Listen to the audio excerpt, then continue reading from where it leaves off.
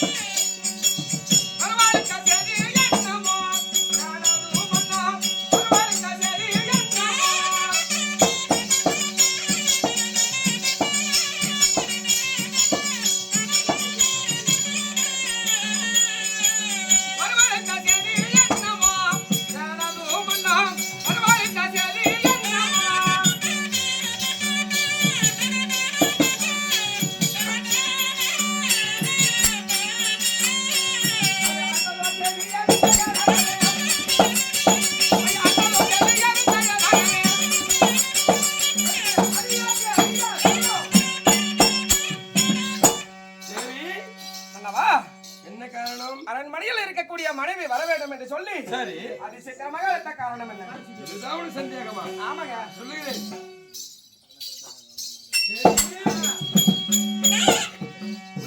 சங்கதி சொல்லு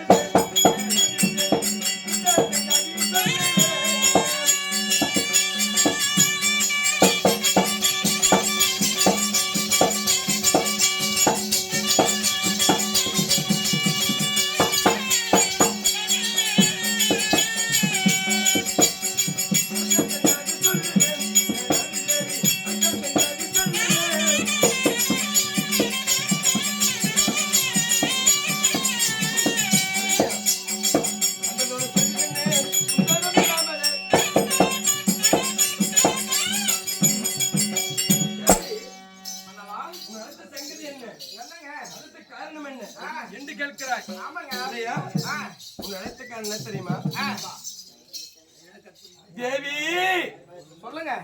சூதால் பகல் யாருக்கு சட்டி வரை ஓடு முதலான வரைத்துக் கொண்டு ராஜாக்களும் காடு வனவாசம் ஓட்டி வைத்து ஆமா முதல் நாள் சண்டையில் எனக்கே வெற்றி. அன்று நாள் வந்து 10ஆம் நாள் சண்டையிலே எங்க பாட்டன் வீஸ்வர் 886 வயது கொண்ட எங்க பாட்டனார் வீஸ்வர் திருமாண்டார். அப்படியே பார்த்தால் 13 நாள் சண்டையிலே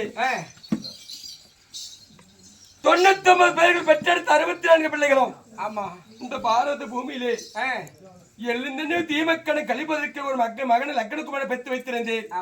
அவன் இந்த பாரத பூமியிலே மண்ணிலே எதை கொடுத்து விட்டேன். நேற்று 14ஆம் நாள் சண்டை. சாரி, யார் மனிதர் தெரியுமா? யாருங்க? துரோணர். 14ஆம் நாள் சண்டையிலே துரோணர் அடைந்து விட்டார். இப்படி கொஞ்சம் கொஞ்சமா அடி இருக்கக்கூடிய குரு பெரியவர்கள், மாமன்னர்கள், புஜபல வீரர்கள் எல்லோரும் மண்ணில் மாண்டு கொண்டு போகிறார்கள்.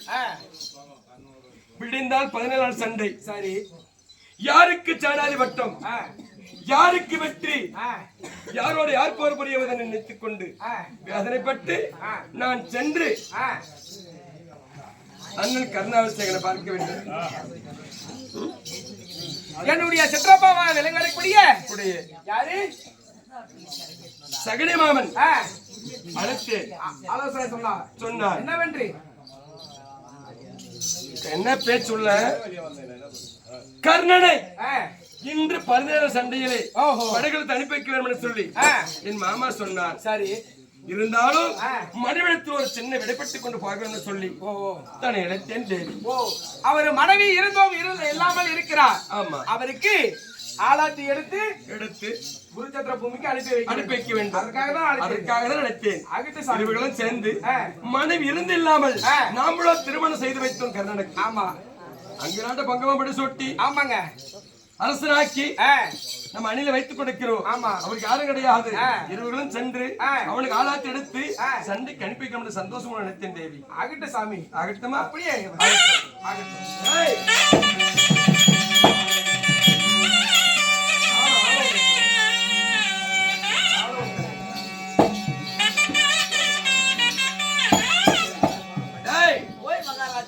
என் மனைவி நானும் சேர்ந்து என் அண்ணாரை விளங்கக்கூடிய கர்ணனுக்கு மனைவி இருந்து இல்லாமல் இருக்கின்றார். அவருக்கு எனக்கு யாரு? தம்பிதான் தம்பி. தம்பிக்கு மனைவி வந்தவள் அவளுக்கு தாய் மாறி தங்க மாறியும் நம்ம இருவர்களும் சேர்ந்தவருக்கு ஆளாத்தி எடுத்து சண்டைக்கு போர்களை அனுப்பி வைக்க சந்தோஷமா கிடைக்கும் சொல்லி சொல்லிட்டு அதே மனைவி வந்தார். மனைவியோட சொல்லிவிட்டேன். இப்ப அடுத்ததாக என் தம்பியாக அங்கு நாட்டு ஆளக்கூடியவர் என் அண்ணனாய் விளங்கக்கூடிய கருணாபிஷேகனை தம்பி துரியோதனை அழைத்தார்னு சொல்லி சீக்கிரம் அழைத்து வைக்கலாம். ஆகட்டும்.